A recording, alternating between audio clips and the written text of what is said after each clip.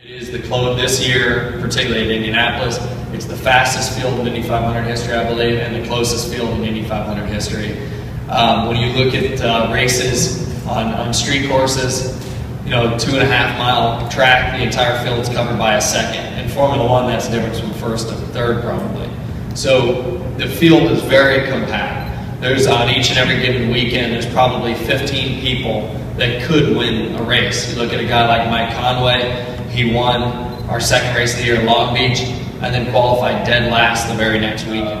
When the announcement came out that IndyCar will be racing here next year, only a few days ago, really, it was the first time I had heard about it. Of course, I've known about NOLA for a long time, and I think it's a great opportunity for us as a sport, as a series, and for everybody here to have a world-class racing series like IndyCar coming here, drawing in hopefully an international crowd. Some new visitors to New Orleans and drawing some interest to the track. This is my first time ever being here, and the facilities look tremendous. We've been, Laney and I have been talking about some of the little changes and things that are going to be done for the race for us coming up, and I think the commitment that he's making is going to put on an incredible show for everybody here. I'm thrilled, obviously, to get the opportunity to come and race in this market. New Orleans, if you look at a place on a worldwide scale somewhere that has a lot of international draw, combined with a sport like ours that has the like international draw, I think the show and the fan support should be tremendous. You know, the Grand Prix is a style of racing that a lot of people, when they think of racing in this country, think circle track or oval racing. It's something totally different than that, but this facility gives you a great opportunity. In particular, as you look out, it's pretty flat. So for a fan's perspective, you can see almost everything around here from one seat. And that's very different than most of the places we go to. So, you know, we'll have to see how the format ends up being, how long the race ends up being, and all those sorts of things. But the one thing I know about IndyCar racing is we can put on a good show anywhere. And a place that's straightaways as long as this, we can definitely make it a heck of a good one. So looking forward to coming back and being a part of it. Being an American, I've obviously been here before. I've unfortunately only been here for work, but hopefully we get to come back and enjoy it.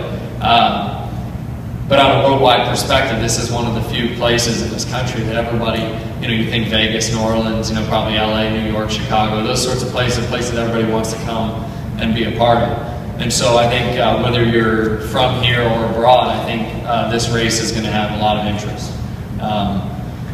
There's a lot of places we go that don't quite have that sort of interest level, and I think everybody's excited to be here and be a part of it.